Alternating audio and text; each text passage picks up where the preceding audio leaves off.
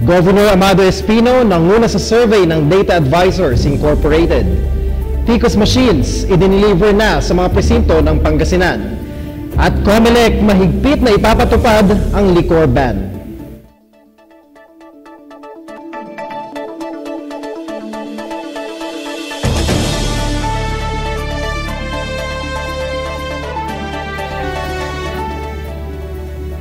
Masantos Yalabi, ako si EJ Dangla.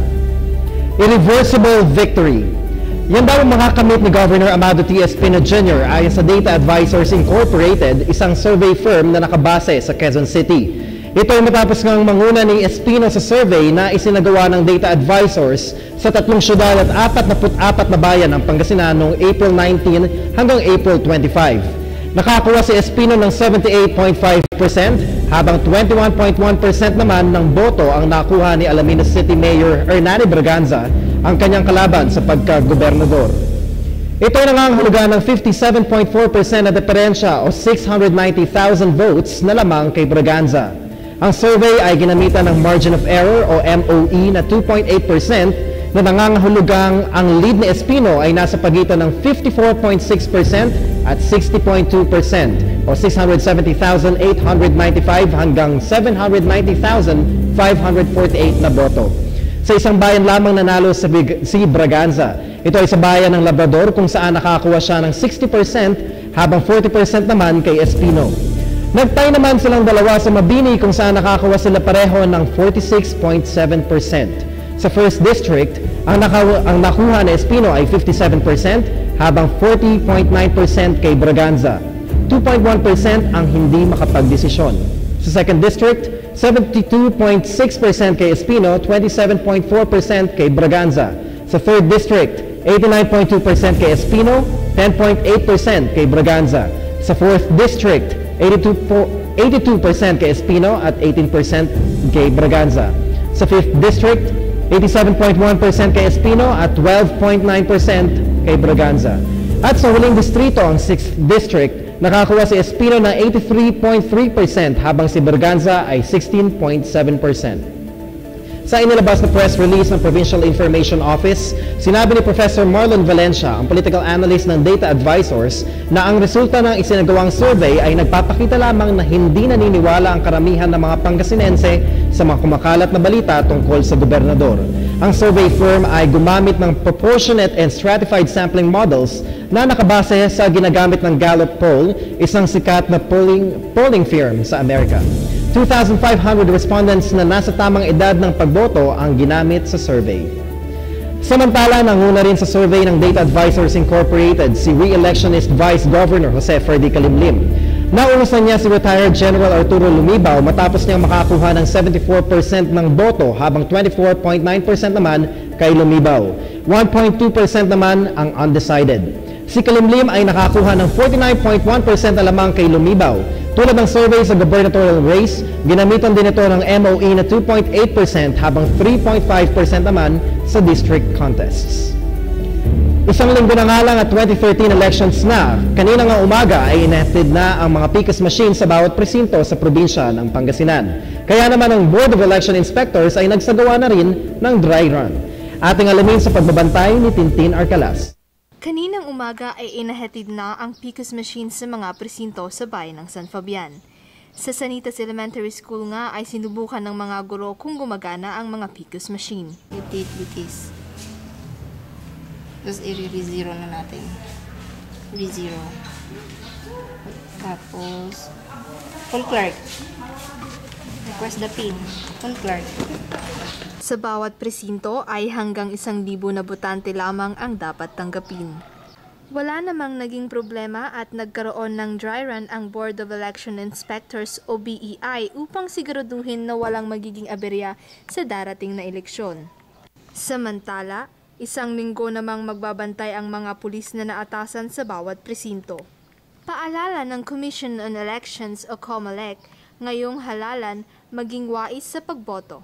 Tintin Arcalas para sa Pangasinan Watch.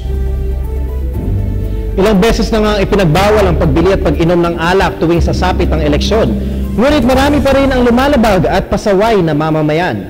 Kaya naman sinigurado na ng Commission on Elections o COMELEC na paiigtingin ang liquor ban. Para sa kabuuang balita, narito si Tom Mendiguarin. Epektibo ang COMELEC Minute Resolution 130322 o ang COMELEC Liquor Ban sa May 9 hanggang May 13. Base sa resolusyon, bawal ang uminom, bumili at magbenta ng anumang uri ng alak lalo na sa mga pampublikong lugar. Layunin nitong masiguro ang kapayapaan at katahimikan sa kasagsagan ng halalan. Meron namang mensahe ang COMELEC Provincial Supervisor na si Attorney Marino Salas sa publiko. For the first time, 5 days yung liquor ban natin. No? Magsisimula yan ng May 9 up to May 13, liquor ban. So, bawal magbenta, bawal bumili, bawal uminom. Except itong mga establishment catering for foreigner na accredited ng Department of Tourism, we will allow them, provided na mag-secure sila sa amin ng exemption. Maaari namang makulong ng 1 hanggang 6 na taon o mapatawan ng disqualification sa anumang posisyon sa public office at pagkatanggal sa karapatang bumoto ang sinumang lumabag sa nasabing resolusyon. Tom Mendiguarin para sa Pangasinan Watch. 4 na broadcaster sa Dagupan kinasuhan. Alamin kung bakit sa pagbabalik ng Pangasinan Watch. Simula nang maging gobernador si Pangasinan ay naging number 1. We dedicate our efforts to make our province one of the most progressive provinces in this republic. I know we can do it because we have the resources, the people, and we have the leadership.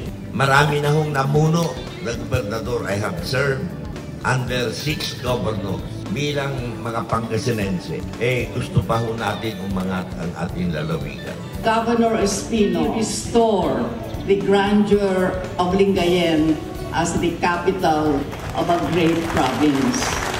Nakita ko ang White House sa Washington, D.C. Sa nakita ko ho ngayong gabi, hindi tatalunin ang Kapitolyo ng lalawigan ng Pangasinan.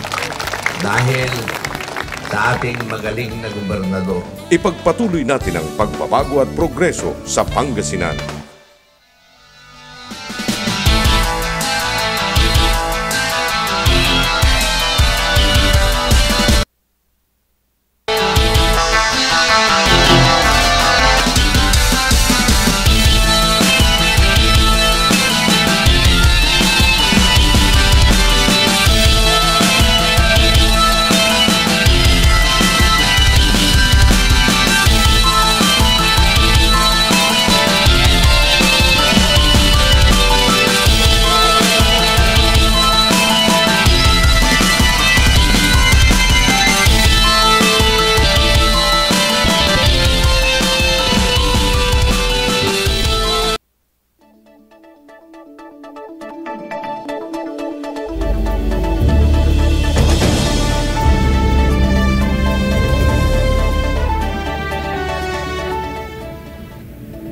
Naniniwala si Attorney Gonzalo T. Duque na nilabag ng 4 na broadcaster sa Dagupan City ang Code of Ethics sa pamamahayag.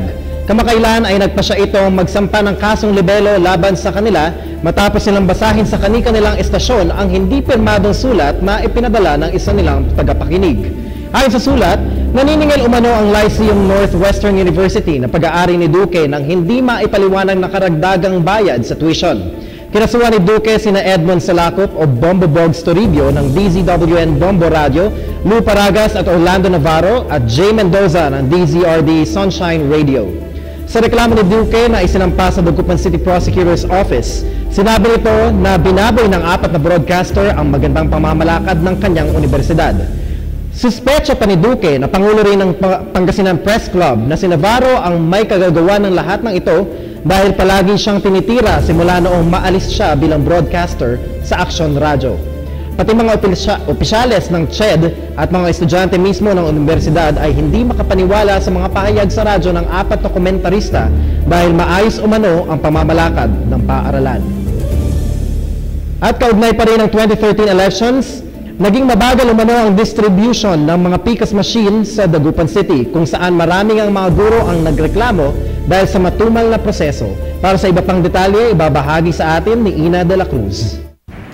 Puro reklamo ang naging pahayag ng ilang mga guro sa West Central Elementary School na tumanggap ng PCOS machines kanina. Ilang mga guro ang nagsabi ng kanilang saloobin, ngunit tumangging humarap sa kamera ukol sa mabagal na distribusyon ng mga gamit. Ilan sa mga ito ay nagrereklamo sapagkat maaga silang pumila ngunit mas agad na nabigyan ang mga gurong sumingit lamang. Ang ilan din ay nagsabing pinapunta sila na maaga ngunit hindi naman agad ito sinimulan. Ilang guro din ang umalis at bumalik na lamang dahil sa pagkainit at sa siksikang pagkuha ng PCOS machines.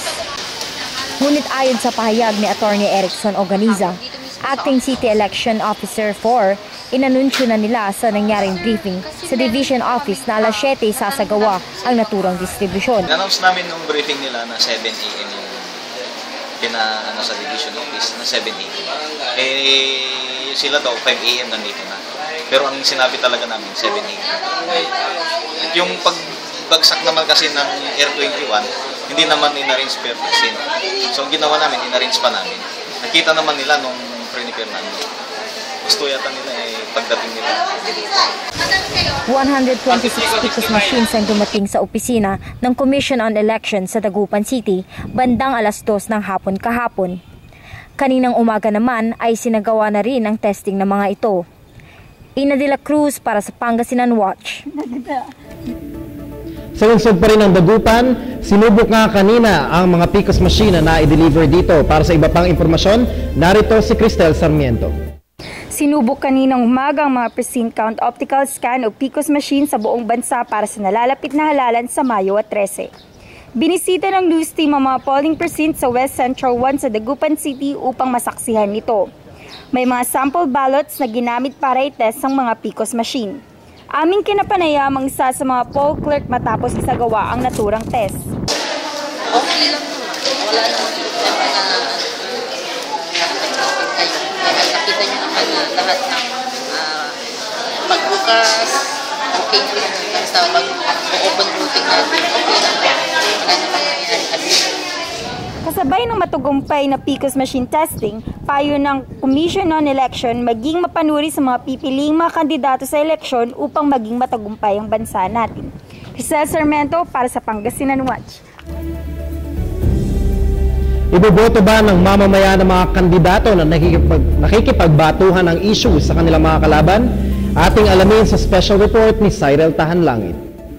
Habang palapit ng kaliwat kanan naman ang batuhan ng mga kandidato ng iba't ibang issue sa bawat isa. Iboboto kaya ng mga kabataan ang mga kandidatong nakikipagbatuhan ng issue sa kanyang kalaban? Hindi kasi kahit walang kwentang issue, pinapatulan nila. Oo, dahil kaya niyang ipaglaban yung mga prinsipyo niya at dahil kaya niya kaming paglaban ng constituents. Oo, ibubuto ko sila dahil kaya nilang ipaglaban yung mga sinasabi nila. Tapos doon mo na rin makikita kung deserving silang makipaglaban sa politika at kaya nila tayong paglaban maging mga kabataan. Kasi po, malalaman po natin kung ano yung gusto nilang gawin sa bayan. Ano po yung mga nagagawa nila sa bayan, malalaman po natin kung sila ay nangungura ko doon. Parang pinakita niya po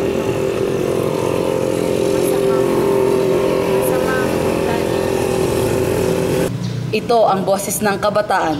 Cyril Tahanlangit, Kabataan para sa Halalan. Samantala, pinabulaanan ni Senior Superintendent Marlu Chan, Officer in Charge ng Pangasinan Police Office, na may kasalanan sila sa hindi pagpapapasok ng pulisya sa mga lokal na opisyal ng Pangasinan sa Lingayen Airport noong dumalaw si Pinoy. Sinabi ni Chan na ang Presidential Security Group o PSG ang inatasang magbantay sa airport sa pagdating ni Pinoy at hindi ang lokal na pulisya. Ipinagtanggol ni Chan ang kanyang kampo at sinabing hindi dapat sila ang sisihin sa nangyari. Dagdag pa niya, hindi umano na ayon na humingi sila ng paumanhin sa mga opisyal dahil wala naman silang kasalanan. Kaugnay nito, nagpatawag ng press conference si Vice Governor Kalimlim upang ipahayag ang kanyang pagkadismaya sa nasabing insidente. Maging sina Governor Espino, former Congressman Marco Wangco, 2nd District Representative Leopoldo Batawil, former Senator Leticia Ramos Shahani at Board Member Von Mark Mendoza ay ayaw papasukin nang dumating sila sa Lingayen Airport upang salubungin ang Pangulo. At yan ang mga balitang nakalap sa aming patuloy na pagbabantay. Mga balitang hatid sa ngalan ng tapat na serbisyo at sa kaalaman ng karamihan. Mabilis, totoo at mapagkakatiwalaang impormasyon. Ako si EJ Dangla at ito ang Pangasinan Watch, ang mata ng publiko sa probinsya.